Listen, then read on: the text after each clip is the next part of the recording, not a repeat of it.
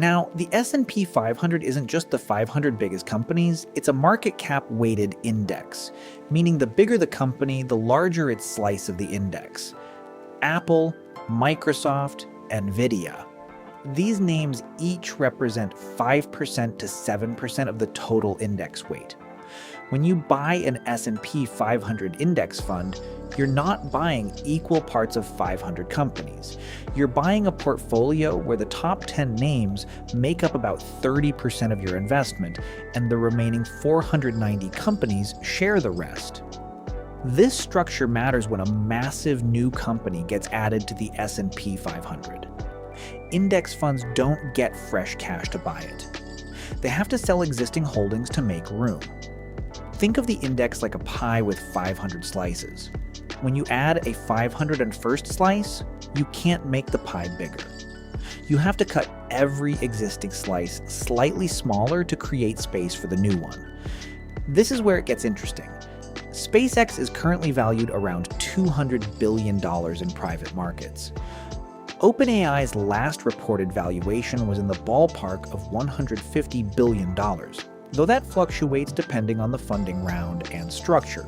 If both went public and got added to the S&P 500 within a similar time frame, you're looking at potentially $350 billion in combined market cap entering the index. That would make them, on day one, among the top 15 largest companies in the index. Bigger than Netflix, bigger than Costco, comparable to Berkshire Hathaway or Broadcom. And every passive dollar tracking the S&P 500 would have to rebalance to accommodate them. Every single index fund, every ETF, every target date retirement fund that holds the S&P 500 as its core equity position. They would all receive the same instruction from their index provider. Starting on the effective date, your portfolio must include SpaceX at 1.4% weight and OpenAI at 1.1% weight. Go. But where does that 2.5% come from? It comes from selling 2.5% of everything else. This is the forced selling mechanism. It's not optional. It's not based on whether fund managers think it's a good time to sell. It's structural. Written into the fund prospectus. Required by the methodology that defines what it means to track the index. Normally, this is a non-event. A $30 billion company gets added. Index funds sell 0.5% of everything else. Markets absorb it. Life goes on. The price impact is negligible because the dollar amounts are small relative to daily trading volume. But SpaceX and OpenAI aren't normal additions. They're not $30 billion companies. They're potential top 20 index constituents from day one. Let's walk through the forced selling mechanic in detail because the scale here changes everything. When a new company is added to the S&P 500, index funds must buy shares of that company in proportion to its market cap weight. But they're not sitting on piles of cash. They're fully invested. That's the whole point of an index fund. You give them $1, they invest $1. There's no cash buffer waiting on the sidelines for opportunities. So when the index committee says you need to own 2.5% of these new companies, fund managers have one option. Sell 2.5% of the existing 498 holdings to free up the capital. Now, do the math. $13 trillion in passive assets, forced to sell 2.5% to 3% of existing holdings to buy the new entrants. That's $325 billion to $390 billion in mechanical, indiscriminate selling pressure spread across the other 498 companies. Not because of fundamentals, not because of earnings warnings or deteriorating business models, because of index construction rules, because the methodology says so. And here's the kicker. This selling pressure hits hardest at the other mega caps. Because the S&P 500 is market cap weighted, the biggest positions get trimmed the most in dollar terms.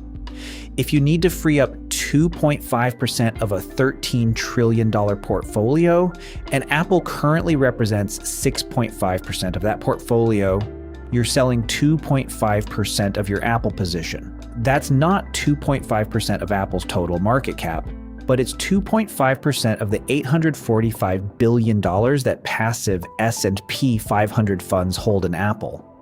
We're talking about $21 billion in Apple stock hitting the market. Microsoft, another $20 billion.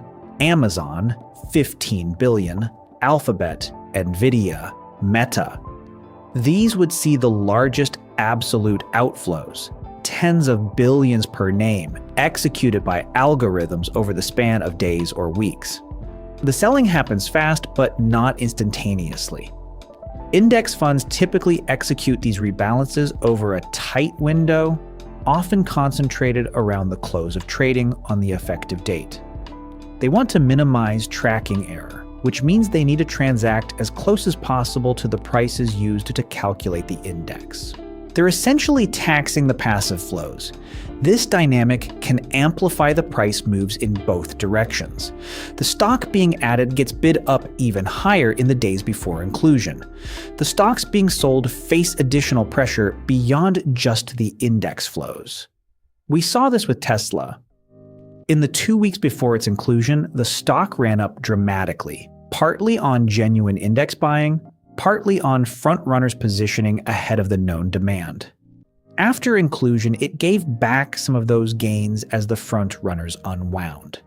The index funds ended up buying at inflated prices, which means they locked in a permanent performance drag relative to investors who owned Tesla before the announcement.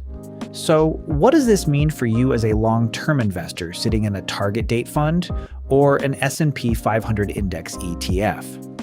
If you're heavily allocated to passive S&P 500 index funds, understand that index inclusion events are not neutral. They create mechanical flows that can move prices in the short term, independent of fundamentals. That's not a reason to abandon indexing. It's still one of the most tax-efficient, low-cost ways to own equities over decades. The math on expense ratios and tax drag still heavily favors passive strategies for most people. But it's a reason to be aware of the structure you're invested in. You're not just buying the market. The only difference is forced sellers created a temporary imbalance between supply and demand. That's when long-term capital can earn a return just by providing liquidity. There's also a portfolio construction angle here. If you know these large rebalancing events create short-term volatility, you might choose to diversify across multiple index strategies, not just the S&P 500. Total market funds, equal weight indices, international exposure. These don't eliminate the risk, but they reduce the concentration. An equal weight S&P 500 fund, for example, doesn't have the same mega cap concentration, so the forced selling per position is smaller. A total market fund includes mid caps and small caps that aren't affected by S&P 500 inclusion events. You're still indexed, still low cost, but you've diversified the structural risks. One other consideration. If you're an active investor, or you manage a portion of your portfolio actively, these rebalancing events can create opportunities on both sides. You can buy the stocks being mechanically sold if you believe the selling pressure is temporary and not fundamental. You can also avoid buying the stocks being added until after the inclusion date, once the front-running premium dissipates. This requires more attention and more transaction costs. But for investors who are willing to do the work, index rebalances are one of the few remaining market inefficiencies that are both predictable and exploitable. This is educational content, not personalized financial advice. If you're adjusting your portfolio around specific events like index rebalances, talk to a licensed advisor who understands your situation, your time horizon, and your liquidity needs. What makes sense for a 30-year-old accumulating wealth is different from what makes sense for a 65-year-old drawing down a portfolio.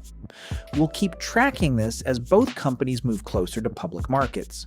SpaceX has been more vocal about the possibility. OpenAI's path is less clear given its unusual structure, but if and when these IPOs happen, the index inclusion question will dominate financial media for weeks. Subscribe so you catch the next update when we know more about timing and structure. And if you found this useful, share it with someone who's heavily indexed and might not realize how these mechanics work. A lot of people have their entire retirement in S&P 500 funds and have never thought about what happens when the index changes. See you in the next one.